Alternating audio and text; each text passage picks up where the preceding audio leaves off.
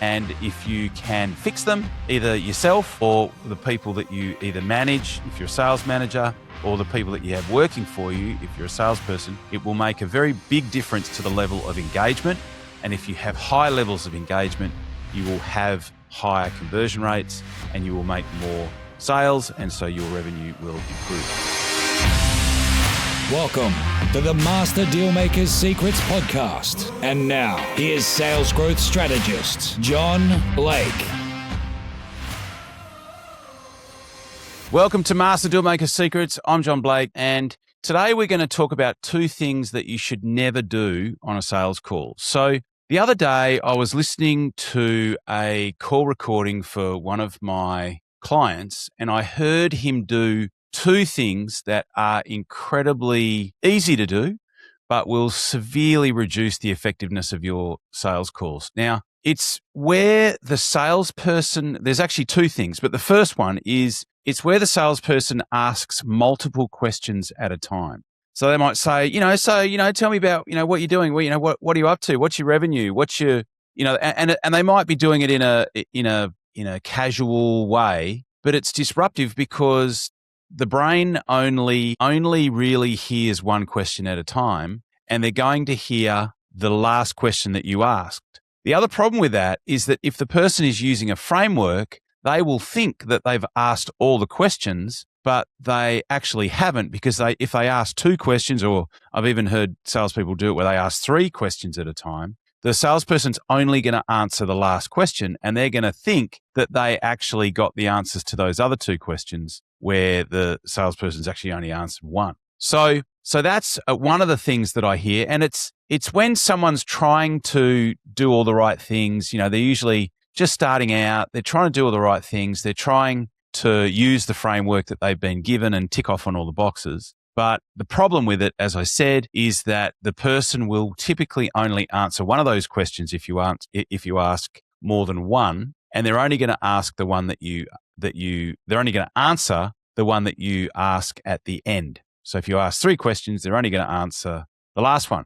The second one, and this is, I think, worse than the first one, is where the salesperson asks a question. Now, because when we're in sales, we know what we want the person to say. So we'll ask a question and we know what a good answer is, and we know what a not so good answer is. But, from a mindset perspective, it's having the courage to ask a question and just be cool with whatever the person says. And really, this is the difference between using a framework and having an understanding of the process versus just reading off a script and just thinking that you're actually using a process, but really all you're doing is using a script. So when we ask a question and we then answer the question for the salesperson, we might think that we're doing the right thing, because we might think that we're perhaps using suggestion in our answer that's going to give us a situation where the client says yes.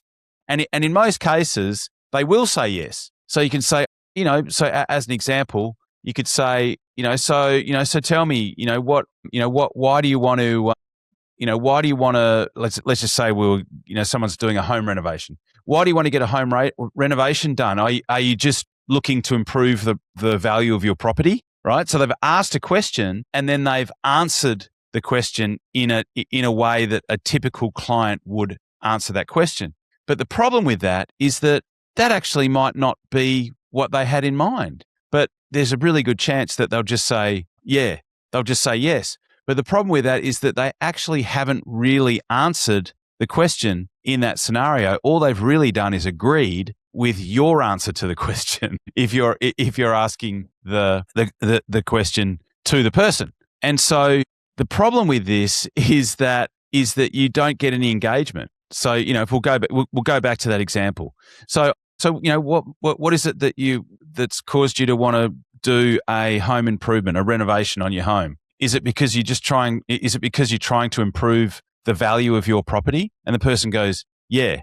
But there might be a totally different motivator.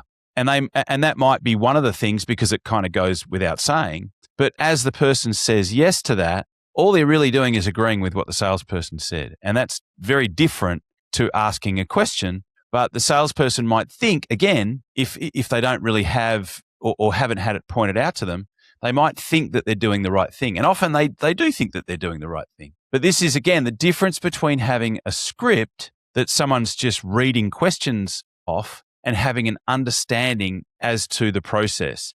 And that's the difference between having a script and having an actual framework where you actually have an understanding of what's going on. So that's the second one.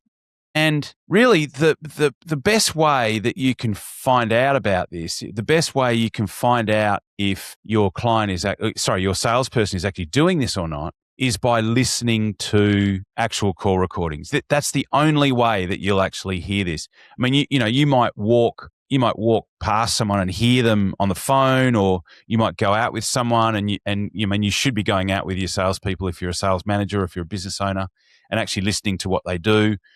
At the very least, you should be listening to call recordings to find out what they're doing. And look, the better way, the way to fix this is to simply ask one question at a time and be totally comfortable with whatever answer they give you, because whatever answer they give you is true for them. And so it's automatically valid. So just to recap, don't ask more than one question at a time, because if you ask 2 or even 3 questions in one sentence, the actual potential client is really only going to answer the last one. And the second one is, when you ask a question, be quiet and listen for the answer. Don't try and butt in with the thing that you want them to say. These 2 things are very easy, very common mistakes. And if you can fix them, either yourself or the people that you either manage, if you're a sales manager, or the people that you have working for you, if you're a salesperson, it will make a very big difference to the level of engagement. And if you have high levels of engagement, you will have higher conversion rates and you will make more sales, and so your revenue will improve. So as always, thanks so much for listening in, and I will talk to you on the next podcast. Cheers. You've been listening to Master Dealmaker Secrets with John Blake. Subscribe to get more in-depth strategies and maximize your sales process with new episodes every other week. And double your inquiry to sale conversion with the lead flow you already have. Go to johnblakeaudio.com for his exclusive, free, no-fluff audio training and companion PDF guide.